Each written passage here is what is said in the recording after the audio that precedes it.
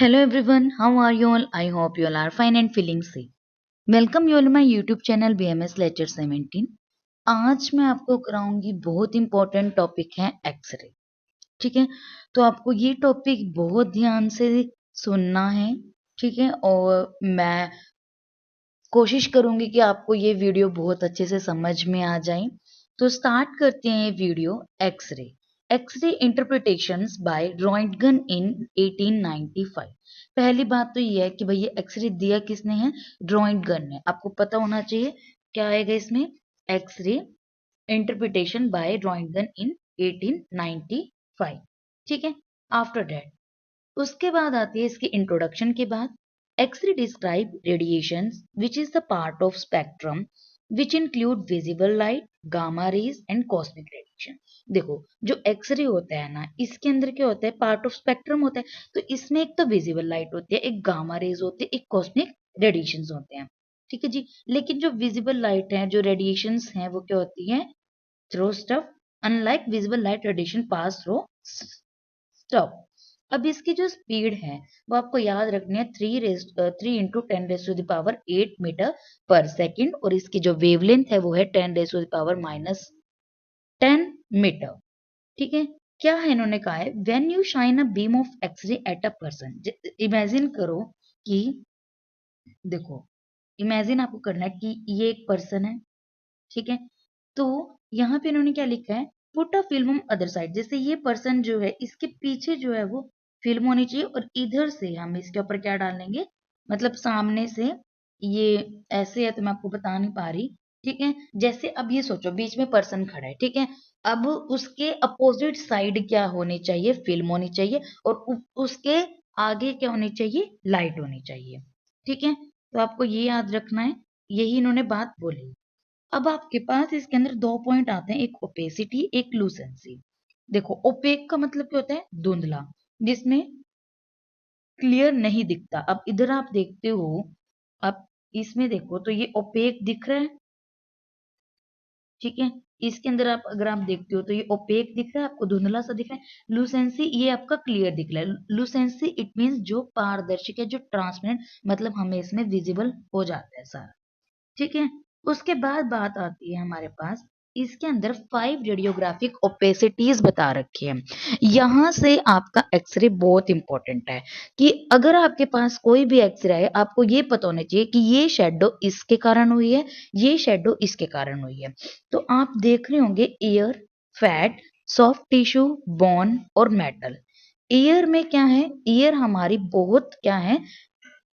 Most lucent to white lucent, least lucent जाती है इसमें, ब्लैक टू वाइट। अब देखो, ईयर क्या है हमारे पास? ईयर यहाँ पे डार्क कलर की मिलेगी, फैट उससे थोड़ा लाइट, सॉफ्ट टिश्यूज जैसे कि ब्लड वेसल्स जो लिक्विड है वो हमें थोड़ा ग्रे मिलेगा, बोन हमें व्हाइट मिलती है, और मेटल हमें शाइनी मिलता है। जो मैं आपको बोल रही हूँ बस ये दिमाग में डाल लो। क्या मैंने बोला है? कि जो आपकी एयर है वो ब्लैक, जो कोई भी लिक्विड चीज है वो ग्रे, और जो आपकी बोन है वो आपको व्हाइट दिखेगी, और जो मेटल होता है वो आपको शाइनी मिलेगा। अंडरस्टूड?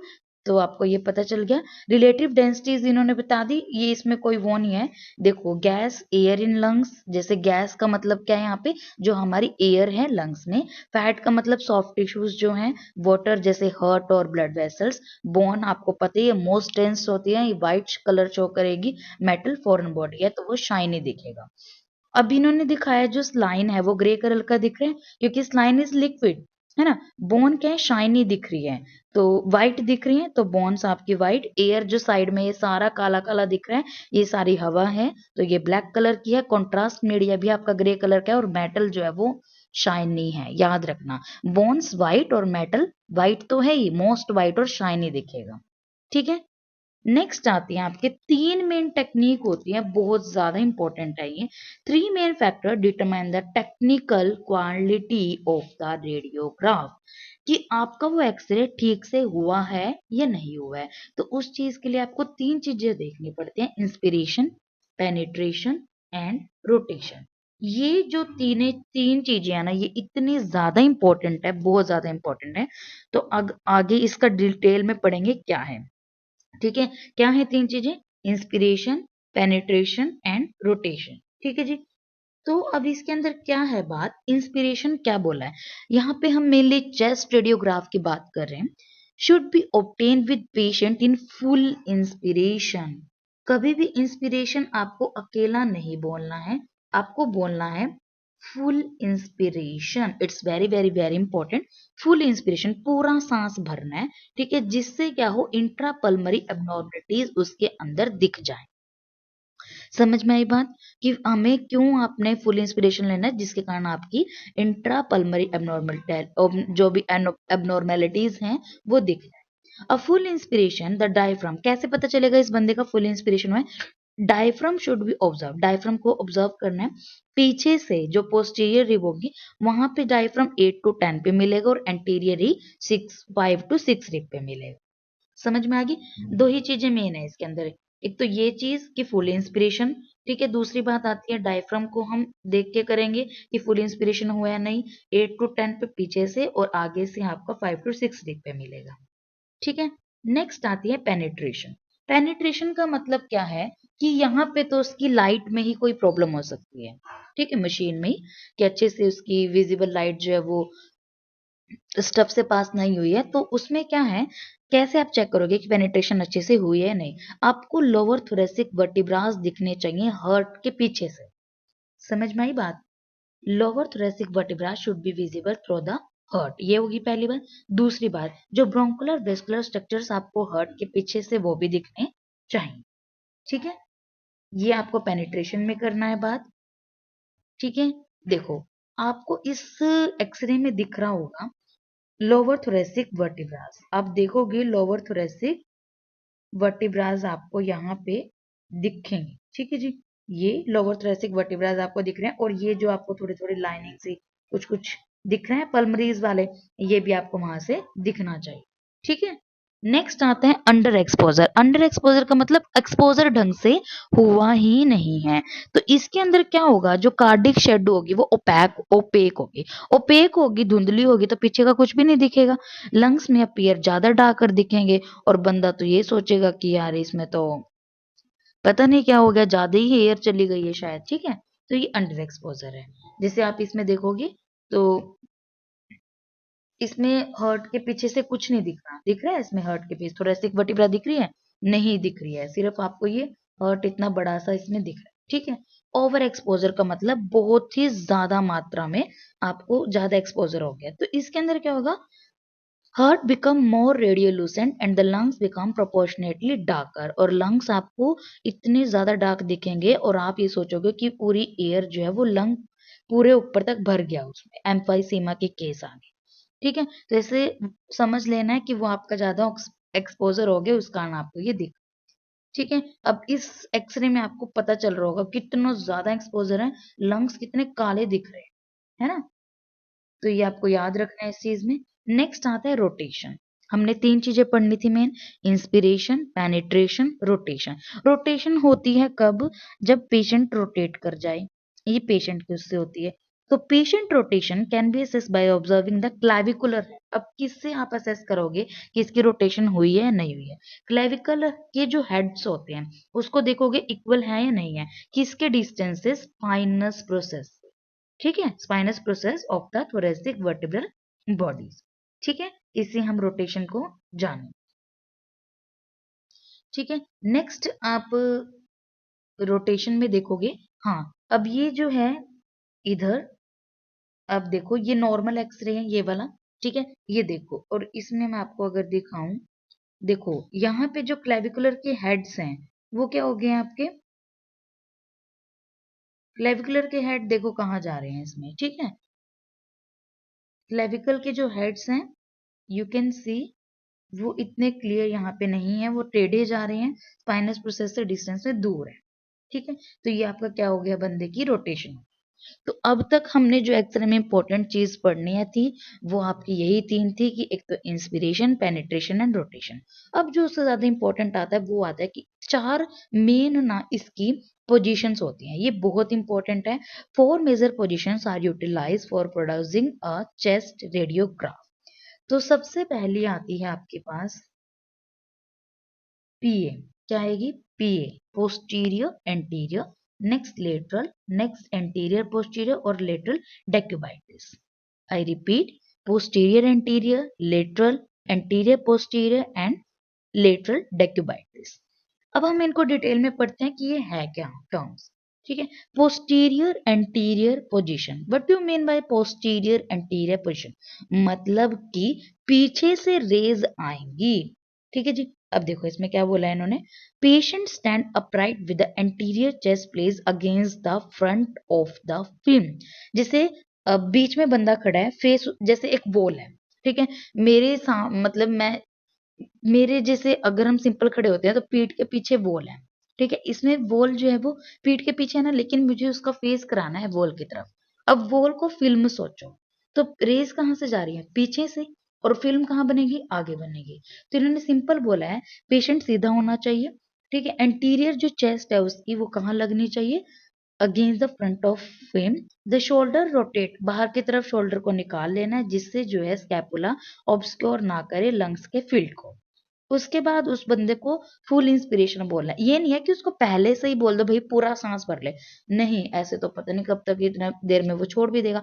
उसको बोलना है जब मैं बोलूं तभी तुझे सांस भरना है पूरा, ठीक है। तो वो पूरा सांस लेगा और आपके अगर पीए फिल्म अगर आप देखते हो as a doctor, PA film आपके सामने आती है तो आपके लेफ्ट उसके राइट में होना चाहिए और जो राइट है उसके लेफ्ट में दिखना चाहिए, ठीक है। तो आप ये पीए का व्यू देख सकते हो, इसमें आपको सारा दिखेगा, लंग्स भी दिख रहे हैं, ठीक है जी, रिब्स भी हैं, हार्ट भी दिख रहा है और भी जो आपके लंग फील्ड का भी दिख रहे हैं, ठीक है। उसके बाद आप देखते हो यहाँ पे स्कैपुला भी दिखते हैं, तो ये सारा आपको विजिबल हो रहा है। अब आते हैं पीए व्यू में आपको क्या क्या देखने को मिलता है। आप देखो कि 1 पे लिखा है एरोटिक आर्क दिखती है पीए व्यू से, ठीक है, पल्मोनरी ट्रंक दिखता है, लेफ्ट आर्ट्रियल दिख रही है 3rd नंबर पे आप देखोगे, 4th पे लेफ्ट वेंट्रिकल है, 5th पे राइट वेंट्रिकल है, 6th पे आपका सुपीरियर वेना कैवा है, 7th पे आपके पास राइट हेमी डायफ्राम है, 8th पे लेफ्ट हेमी डायफ्राम है और 9th पे आपका हॉरिजॉन्टल फीचर दिखता है। तो इसमें हॉरिजॉन्टल फीचर दिखता है, ओब्लिक नहीं दिखता, ओब्लिक आपको लेटरल वाले में दिखता है, ठीक है। और नेक्स्ट आते हैं आपके पास लेटरल पोजीशन, हमने पीए पढ़ ली। अब लेटरल, लेटरल में क्या करना है बंदे को, पेशेंट स्टैंड अपराइट, उसको सीधा खड़ा करना है with left side of the chest, उसके अगेंस्ट द फिल्म होनी चाहिए और आर्म उसकी उठानी है, ठीक है, सिर के ऊपर ऐसे रेज करनी है, arm raised over the head, allow the viewer to see behind the heart and diaphragmatic dome, इसके अंदर डायफ्रामेटिक डोम अच्छे से दिख जाती है लेटरल में, और बिहाइंड द हर्ट हमें एक लेटरल में अच्छे से दिख जाता है।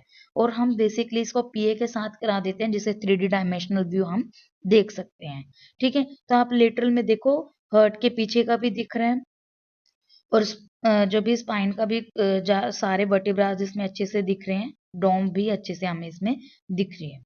नेक्स्ट इसके अंदर हम क्या क्या देख पाते हैं, ओब्लिक फीचर्स, क्योंकि ओब्लिक हमारा पीए में नहीं देख पा रहे थे, इसमें हम ओब्लिक देख पा रहे हैं, हॉरिजॉन्टल भी देख पा रहे हैं, thoracic स्पाइन भी, तो स्पाइन से रिलेटेड कोई भी अगर लगता है बीमारी या कुछ भी है जो भी डिफेक्ट है तो आप उसमें लेटरल करा सकते हो। रिट्रोकार्डियल स्पेस दिख रहा है आपको, हार्ट के पीछे का स्पेस, और रिट्रोस्टर्नल, स्टर्नम के पीछे का स्पेस भी आपको यहाँ पे दिखेगा लेटरल। नेक्स्ट आता है एंटीरियर पोस्टीरियर पोजीशन। तो एंटीरियर पोस्टीरियर पोजीशन क्या है, used when the patient is debilitated, मतलब जब पेशेंट क्या हो, डेबिलिटेट हो, मतलब बेड रिडन हो, उठ नहीं सकता वो बंदा, immobilised, immobilised in case of जैसे फ्रैक्चर के केस में, अब हम हिलाई डुलाएंगे, जो वो हड्डी टूटी हुई है वो और ज्यादा पंचर कर देगी कहीं और लेयर्स पे, और अनेबल टू कोऑपरेट, जो कोऑपरेट नहीं कर सकता विद पीए प्रोसीजर्स, क्योंकि पीए में तो खड़ा भी होना है, फिल्म के अगेंस्ट भी होना है, शोल्डर्स को बाहर भी निकालना है, इसमें ऐसा कुछ नहीं करना। The film is placed behind the patient back, patient की बैक के पीछे यहाँ पे आपको फिल्म रख देनी है, पेशेंट को सुपाइन पोजिशन में पड़ा देना है। लेकिन इसका मेन ये बात आती है, इसमें हर्ट ग्रेटर दिखेगा, तो आपको घबराना नहीं है, ये मत सोच लेना कि इसको कार्डियोमेगाली, ऐसा नहीं है, बस वो इसकी है क्योंकि एपी है तो इसमें आपको हर्ट ज्यादा बड़ा दिखता है। स्कैपुला भी आपको इसमें दिखेगा बिकॉज वो रोटेट नहीं हो रहा है जैसे पीए में होता है बाहर, तो आप इसमें देखोगे आपको हर्ट इसमें बड़ा दिख रहा है, ठीक है, हर्ट इसमें आपको बड़ा दिखेगा। नेक्स्ट आता है लेटरल डेक्यूबाइटिस पोजीशन। डेक्यूबाइटिस वही बात आ जाती है, एक तरफ, एक तरफ हम जैसे करवट लेके पड़ जाते हैं, तो the patient line on either the left side और the right side rather than in a standing position as with a regular lateral radiograph. Lateral में तो खड़ा होना पड़ता है, लेकिन इसमें हम पढ़ा के एक साइड करते हैं। और ये लेटरल डेक्यूबाइटिस का मेनली प्लूरल इफ्यूजन में बहुत अच्छा है इसका, उसमें इसको कराते हैं। तो the radiograph is label according to the side that is placed down, उसके अकॉर्डिंग आपको पढ़ाना है उस बंदे को। और इसमें क्या होता है, जो फ्लूइड होता है ना, वो नीचे की तरफ इकट्ठा हो जाता है जिस भी साइड वो बंदा पढ़ता है।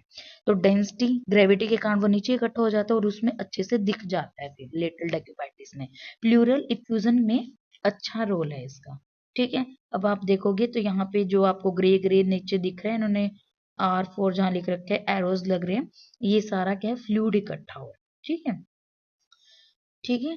तो यहाँ से हम नेक्स्ट वीडियो में करेंगे anatomical structures in the chest, जो भी हैं उनके बारे में हम पढ़ेंगे कि इनका क्या क्या रोल है, क्या क्या हमें ये दिखेंगे। ठीक है, और अब तक के लिए इतना ही है। अगर आपको मेरी वीडियो अच्छी लगी है तो प्लीज़ सब्सक्राइब ज़रूर करना, लाइक ज़रूर करना और अपने फ्रेंड सर्कल में शेयर ज़रूर करना। और अगर आपको कोई भी डाउट है तो आप मुझे कमेंट करना। And thank you so much for watching my